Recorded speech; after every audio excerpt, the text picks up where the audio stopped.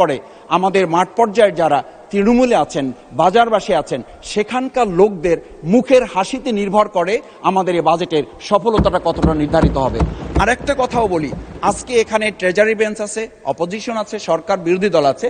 বাজেটে দুটো শব্দ ব্যবহার করা হয়, একটা হচ্ছে জনবিরোধী বাজেট আর একটা হচ্ছে জনমুখী বাজেট বা জনগণের পক্ষের বাজেট।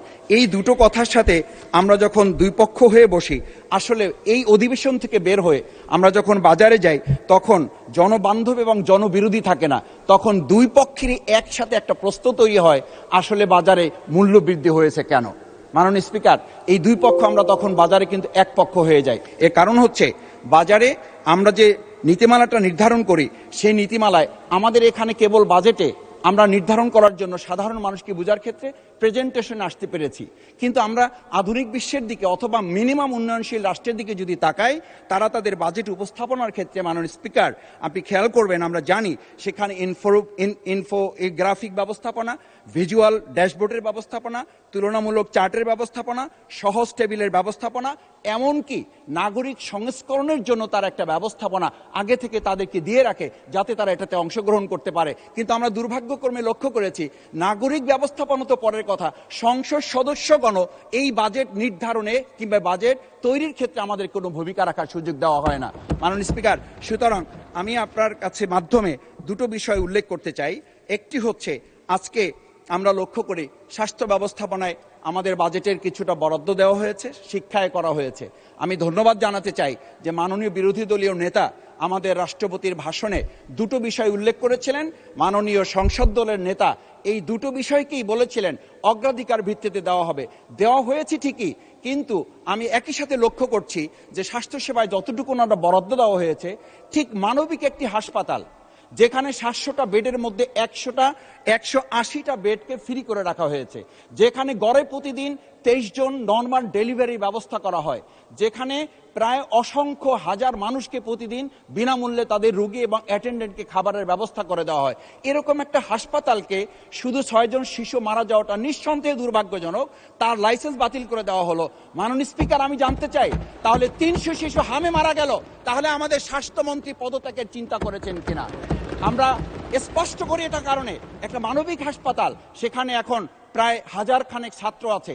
আমরা অত্যন্ত দুর্ভাগ্য বশত লক্ষ্য করছি, যেখানে বহির্বিশ্বের সাথে আমাদের সম্পর্কের এটা একটা মাধ্যম, সেখানে প্রায় 247 জন বিদেশি ছাত্রছাত্রী শিক্ষার্থীরা আছেন, তারা দাঁড়ে দাঁড়ে ঘুরছেন। এটা বাংলাদেশের সম্পর্কে ধারণা ভালো হচ্ছে না, বিদেশে আমাদের সম্পর্কে মেসেজ ভালো যাচ্ছে না, এমনকি তারা দেখা করার সুযোগ পর্যন্ত পাচ্ছে না। সচিব মহোদয় সুযোগ দিচ্ছেন না, ডিজি মহোদয়ের কাছে সুযোগ পাওয়া যাচ্ছে না, স্বাস্থ্যমন্ত্রী সুযোগ দিচ্ছে না। এই শিক্ষার্থীদের কোথায় গিয়ে তারা দাঁড়াবে, সেই জায়গাগুলো আমাদের নির্ধারণ করা উচিত। আমরা শিক্ষার ব্যাপারে বলেছি, শিক্ষা আমরা অগ্রাধিকার নির্ধারণ করেছি। কি নির্ধারণ করেছি? শিক্ষায় আমরা যেটা নির্ধারণ করেছি, 511 কোটি টাকা নির্ধারিত থাকা উচিত সেখানে আমাদের নিয়মিত এই সমস্ত ব্যয় বরাদ্দ নির্ধারণ করার জন্য। কিন্তু আমরা লক্ষ্য করছি এই সরকারের কাছে এখন সেখানে মাত্র 86 কোটি টাকা থাকার কারণে তারা নিয়মিত বেতন পর্যন্ত পরিশোধ করার সুযোগ পাচ্ছেন না। তাহলে আমরা অগ্রাধিকার ভিত্তিতে এগিয়ে যাচ্ছি, নাকি আমরা চিংড়ি মাছের মতো লাভ দিচ্ছি কিন্তু পিছনের দিকে যাচ্ছি? মাননীয় স্পিকার, সেটা আমাদেরকে ভাবতে হবে। সেই জায়গাটা আমরা শিক্ষামন্ত্রী মহোদয়ের দৃষ্টি আকর্ষণ করি, উনি নাই। উনি বলেছিলেন আমরা মাননীয় প্রধানমন্ত্রীর কাছে 5% কথা বলেছি, 5% কথা বলেছি।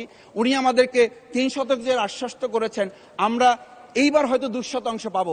এই যে আমরা কচ্ছপ গতিতে আগানোর প্রক্রিয়া, এই প্রক্রিয়াটা আসলে বাস্তবে আমরা কতখানি এটা নির্ধারণ করতে সক্ষম হব? মাননীয় স্পিকার, আরেকটি বিষয় আমি আপনার সামনে স্পষ্ট করে একটু উল্লেখ করতে চাই।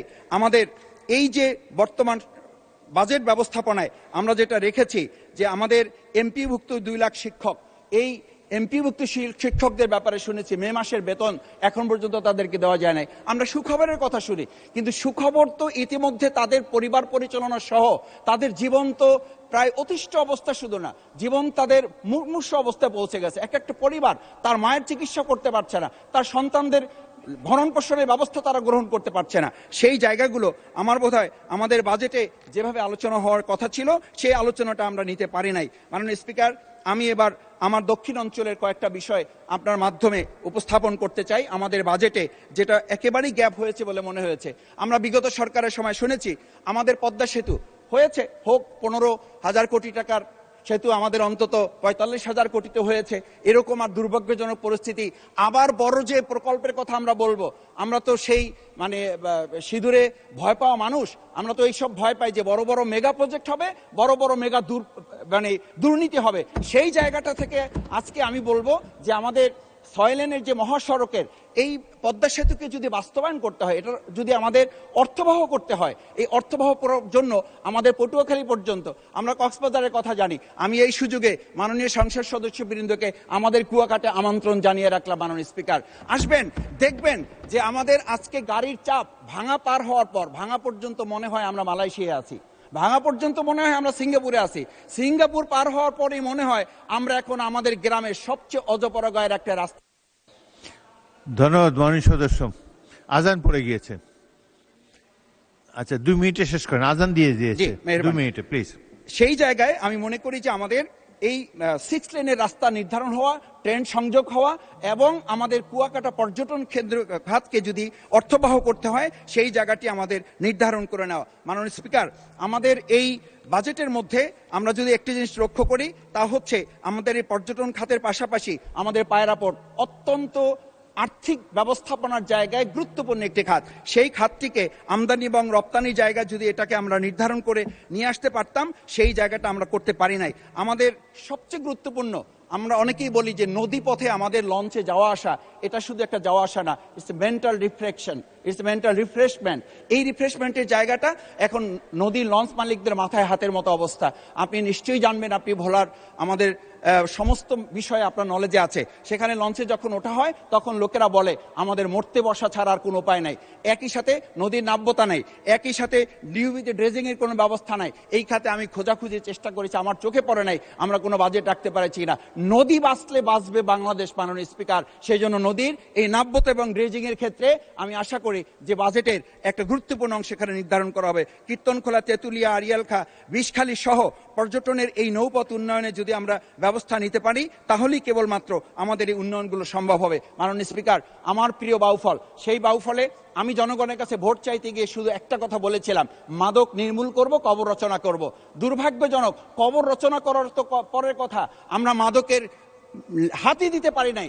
বরং বলা হয়ে থাকে প্রশাসনে, সেই পুলিশ অফিসারদেরকে পর্যন্ত ট্রান্সফার করা হচ্ছে যে তারা যারা শুধু এতটুকু বলেছেন যে ধরতে লাগে 7 দিন, তাদেরকে গ্রেপ্তার করে জেলখানায় পাঠানোর পর বের হয়ে আসতে লাগে 3 দিন। এই প্রক্রিয়াটুকু যারা জড়িত তাদের ব্যাপারেও আমাদের এই বাজেটের মধ্যে আলোচনা করে পদক্ষেপ গ্রহণ করতে হবে। মাননীয় স্পিকার, আমি সবশেষ অনুরোধ করব আমার নদী ভাঙ্গন রোধে ব্যবস্থাপনা সহ নদী ভাঙ্গন রোধ প্রকল্পে। ধন্যবাদ মাননীয় সদস্য।